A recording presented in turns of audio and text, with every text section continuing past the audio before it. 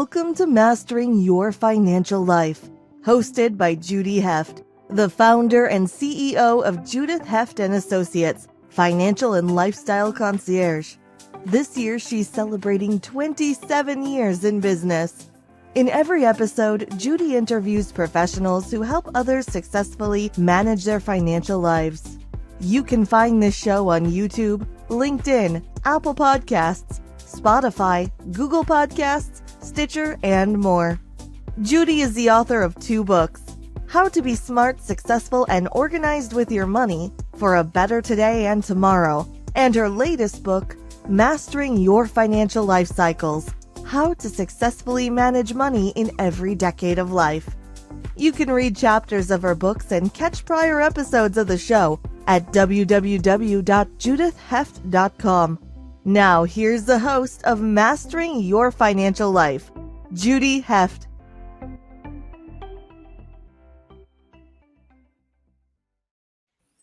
Hello, everybody. Welcome. Welcome to our 67th episode of Mastering Your Financial Life.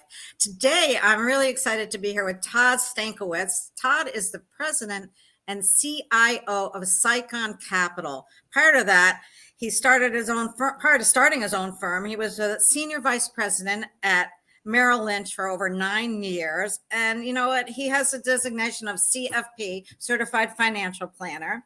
And at SYKON Capital, Todd and his team, they make it a point to understand their clients' financial goals and try to, integrate them with their personal goals so that it's really a holistic approach that they bring to the table. So I'm really excited to be here with Todd. Todd, how are you today? Great to have you. Hey, Judy, doing great. Thank you for having me. Really a pleasure. It's my pleasure. My pleasure too. So you know what? There's so many things to think about now. The revolution of behavioral finance and wealth management has really changed a lot, and it's transformed the behavioral, what's the word I want to say?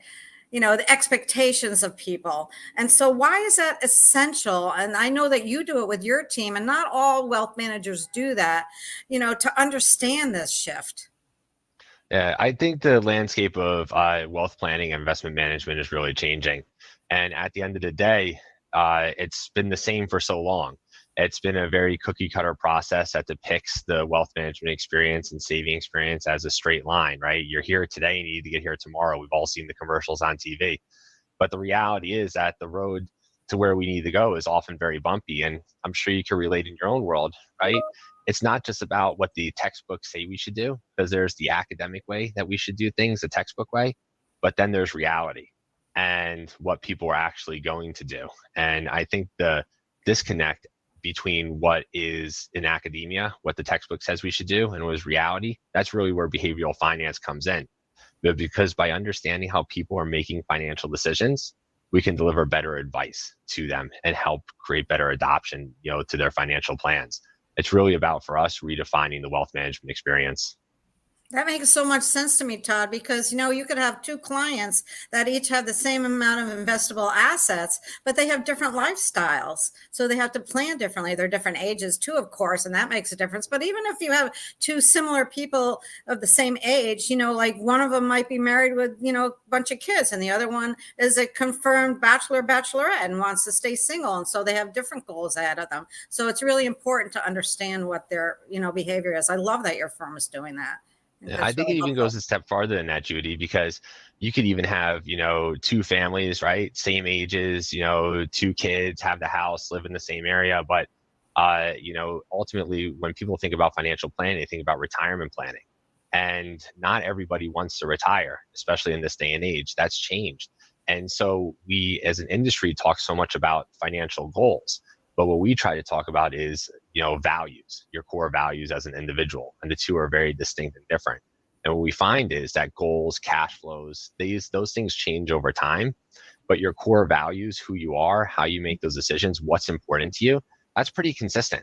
Unless you have some life-altering situation, that's going to stick with you. So when we think about delivering that advice, we want to tailor that advice to what your values are and make sure they're consistent with you. So no 2 people are really the same in how we deliver. It sounds so obvious, but the industry hasn't done a great job of, recognizing that. Well, that's so good that you're aware of that and you're implementing that into your systems for your clients. So that's really cool. I love hearing about that. So, there's so many different things. So I know there's a lot of cutting edge tools that you use at SYKON. Do you want to explain some of those and tell us, are they a little different? How do they differentiate from the regular tools that other firms are using? Can you elaborate on that a little? Yeah, certainly. When someone works with us, we often hear the expression, "That's not what I was expecting," especially from a financial advisor or wealth manager. And we often hear, that was really invigorating. I'm really happy we did that. It was it was almost like self-discovery that we were going through when we integrated them. What we realized is that the industry itself is using tools. Really, when you work with an advisor, typically in the industry, you'll get a couple questions. Usually they'll try to ask you a risk profile, right? You're long-term oriented. What's your time horizon? What's your investment goal? Is it income or total return or growth, right? It's some generic questions that are really asked. And what I believe is that those questions are really insufficient for how we understand how people are making these decisions and what's important to them, because we need to understand their values. But now we have to understand what's influencing those decisions, because there's a whole world of behavioral finance that talks about, what's referred to as our financial DNA, things that are ingrained in us, long before we even become adults. And it is influenced by the way we may have grown up, right? The environments that we're raised in, the experiences that we've been through. And we have to start to go beyond just, are you total return or what's your time horizon? We have to understand what biases may be influencing your decisions. Right? And it's not a negative thing to have biases. We all have them. We're human beings. We're emotional people. It's a great thing. Right? It's what makes us engaging and interesting to be part of. But we as advisors have to do a better job at understanding how you're making those decisions, what's influencing those decisions. And it can't just be like, oh, we're going to take time to get to know you years down the road, because we have to be able to offer you advice today. And we have to be able to look under that hood. So we're using technology from all around the globe. And I find we're really migrating towards companies from Australia, because a lot of people don't understand that the financial planning industry in Australia is far more sophisticated and advanced than it is here in the United States, where it's very regulated from the government. And the planners down there don't actually sell any kinds of products. There's no hybrid planners. There's no broker dealers. It's all advisors that are delivering advice. And they're delivering really solid financial plans. So they have to use these tools to help make sure they're delivering an advice experience. And that's where we're seeing that these tools up front that we're using that are very technologically innovative are allowing clients to go through journeys of self-discovery on their terms. And then it's providing, a guided experience for us to walk them through that. It's really been exciting and invigorating to see people's responses to it. And what you said something that really made me think earlier when you were talking about behaviors and money. Money is much more than dollars and cents. It's so emotional. And I studied a few years ago to become a money mindset coach. And really what that taught me is that we bring, like you said, we bring our habits to our adult life, whether they're good or bad. This is what we learned. If our parents were spendthrifts, maybe we're going to be spendthrifts, or maybe we're going to be the opposite because we saw what happened with them. Or, maybe, we were acted like the victim, or maybe we were foolish and we were, spent throwing money away. There's all different things that we were doing. And, maybe we were the martyr. Maybe our parents were martyrs, or, the person that dangled that carrot over our head. And, oh, if you're a good girl, I'll buy you this nice new dress, that type of thing. Money, same as food too, eat all your dinner up, or, you're going to be a bad girl, those kinds of things. So we do bring those habits to our adult life. They're subconscious most times. And it's great that you're working on that with people. You know what, Judy, I think is a shame, because I think so many people are afraid to approach advisors, right? Especially individuals who may have debt that they're carrying, or, spend in a certain way because they're afraid of being judged. And the industry has created financial planning and financial advising around this goal of saving. And it doesn't have to be just predicated on saving. Advice could take many different forms. It has to be individualistic and non-judgmental to the client. And for two people, right, we have to recognize that if someone finds value in life, in joining, spending money on, let's call it, a sport like golf, which could be very expensive, and that's what they want to do, and they want to travel the world, that may derail their retirement, but that's what's giving them joy and enjoyment today. And we need to help them recognize that it's okay to spend money to do things that we enjoy, but how do we find that balance and how do we educate them? And I think people are afraid to approach individuals like myself and even yourself, right? When you provide guidance around these kinds of things, that they don't want to be judged. And I don't think it's about judging them. I think it's about recognizing that. And the industry itself, I believe, has to do a better job at being open-minded to individuals, recognizing what truly is important to them, what's bringing value in life, because it's not all about just retiring, right? It's about having peace of mind to make financial decisions the way they want to do it. And we have to tailor that approach to them. That's so true. That's really important. I was talking to a client, a potential client actually the other day, and wanted to make sure that our bookkeepers aren't going to judge her that she's spending so much money because her previous bookkeeper gave her a hard time all the time. And I said, no, we don't do that. We're going to help you make the right decisions. If you want us to help you create a spending plan, we're happy to do that, but we're not going to judge you, and we're not going to punish you. We're not going to be your parents, and we're not going to say, you went over your spending plan, you can't do that. We're going to let you do what you want, but we're just going to try to guide you and point you in the right direction. But we're never going to judge a client for being a spendthrift. That's not what we do. I think a lot of people, and to the point, a lot of people are insecure about their spending because maybe that's how they grew up. And so now they've made a lot of money, and they can be frivolous, and they can go on these fabulous, lavish vacations or fly net jets or whatever the case may be.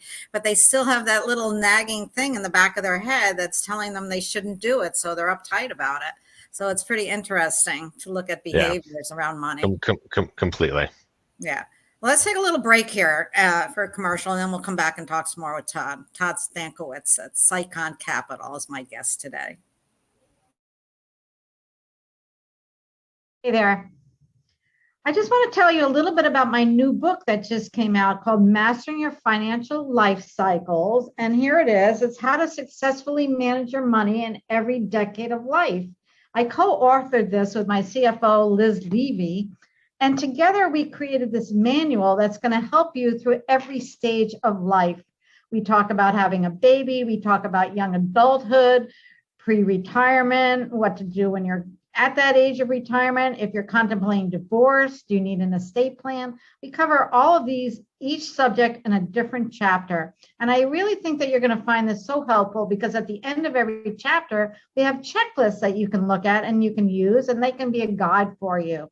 So this is a wonderful manual that we've created. It's available on Amazon. You can also find it on our website at judithheft.com/book.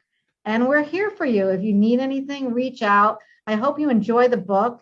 Here's another picture of it, just so you know what's going on. Here it is.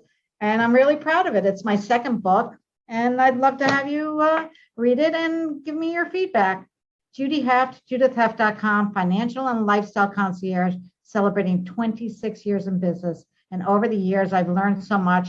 And what I've been trying to do is impart a little bit of this knowledge to you so I can help all of you become as financially organized as I am. And we're back. We're back with Todd Stankiewicz from SYKON Capital. So we're talking a lot about, behaviors around money and lifestyle choices, that type of thing, and, guilt that comes with money sometimes. And so what about, how can somebody educate themselves, to understand this better so that they can create a better plan for themselves? How do you help people do that? Yeah, we certainly do. I think it's a journey of self-reflection a little bit, and understanding that it's okay to say, hey, listen, we all have strengths and we all have struggles that we have to focus on. How do we identify what those strengths are and we harness those strengths, right? But also, how do we identify what those struggles are? And that's where the technology and the tools start to come in, Judy, is that, working with these global technology companies, these tools are built around understanding how these people make behavioral decisions, right? How our clients are, identifying with their values, or we talk about certain things like the 8 dimensions of well-being, right? Which is, how people find value in life that goes beyond the dollars and cents. And so that's where I think it's really great. And listen, it's not just isolated to us. There's lots of different tools that you could do. I remember when I first went on this journey of self-discovery, was back probably about 10 years ago. When I was working with a communications coach and speech coach. I was traveling around the country talking about different things in the financial world. And they gave me a Myers-Briggs personality type profile. And I was like, oh my gosh, this is so insightful and explains so much. And when you start to understand how these things interact, it's really important. And that's when it started opening my eyes to really what behavioral finance is. And that's not just isolated behavioral finance, Myers-Briggs, but it really starts to open up your eyes and started going down a very deep, dark rabbit hole, so to speak, that was, just it changed the way I view my own life and my interaction, even with my family and my wife, Liz, which is, such an important thing because it teaches us about communication as well as just about how to deal with our finances. It became a life-changing experience for me, and we're seeing that same reflection from our clients. But I think it becomes a very important part because it's not just about understanding how we create those goals and those values and deliver that advice. It's how we create that investment experience on the back end too. Because, Judy, there's so many advisors who focus on the planning aspect of it, and then when it gets to the investment, we just are like, okay, here's some generic strategy, some buy and hold strategy. And what we're realizing is a large part of behavioral finance is that individuals aren't built to deal with the volatility of the market portfolios, the ups and the downs. And, where, I don't want clients to have to call me and I have to talk them off that proverbial ledge. We should be creating strategies that understand, because it's well documented in academia, we should be creating strategies that function within the realm of behavioral finance, how people respond to the pain of financial loss and the joy of gain. And how can we create that experience that's better and much more dynamic? And so it has to go from the front end interactions to the planning and then the implementation of the investment side and the advice delivery. It's a very encompassing aspect, and talking clients through that process and taking them through piece by piece. That's where, we're educating them. That's where we're allowing them to understand, what works for them and why these different tools work, at least from our perspective. That's great. No, I love that you said that you did a lot of self-reflection around that, around your personality and your lifestyle. Because when I decided to become a certified money coach, I had to be coached myself to go through the process to understand how to do it. And it was fascinating to me to understand where my money habits came from and, looking to change them a little too. They weren't all that great, but that's what they were. That's what I learned as a child. And, of course, we know we bring that to our adult life, can't help it. But, it was fascinating for me to understand myself and to understand my own money habits so that I could help coach other people that were struggling with these issues. So it's really, people don't realize it. And like I said before, I'm going to say it again, money is not just dollars and cents. Money is very emotional. And, you have to nurture it and take care of it the way, if you love your money's going to love you back, I think. And just really understand that, be careful, understand, listen to people, learn, be educated, educate yourself, get it. And what you said highlights the importance of it, because as money coaches, advisors to individuals, whatever we want to call it, as people that are in a position to influence how people make those decisions, we need to be aware of, our own influences that may affect people, right? And the impacts that they may have on individuals. And so I think, as any kind of advisor, whether it's financial or anything that we're doing, even like trainers, whatever it may be, you got to be aware of the influences that you may have on individuals. All right. And so that self-reflection journey, I think, is important just for anybody to, anybody to go through. It's just, I can't stress it enough. It's just so eye-opening.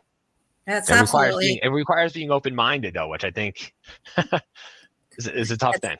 Yeah, that's true. And it's really interesting to me. And I think, you have to know yourself before you can coach somebody else too. It's like, and we are in our business, you are, I'm sure, I know I am, a little bit of therapist in there too, because that all enters into the whole behavioral thing. So we have to understand that too when we're dealing with people. Not everybody's going to react the same way too. We have to know our customers and, what they think is what they want and what we think is best for them, and then come to that happy medium in the middle. Exactly. Right. Yeah. Well, this was a great conversation, Todd. I'm really glad that I had a chance to interview you today. I really enjoyed hearing your opinions. I love that you look at behavior around money too, because it's so important. And I learned that a little while ago too, and try to bring that into my business. So it's great. So thank you. So how can our listeners find you? So you can find us at our website's www.sykoncapital.com. That's SYKON Capital, CAPITAL.com. We're also on LinkedIn. You could look up my name, Todd Stankiewicz, or SYKON Capital, and then we're on Twitter, Instagram, and Facebook.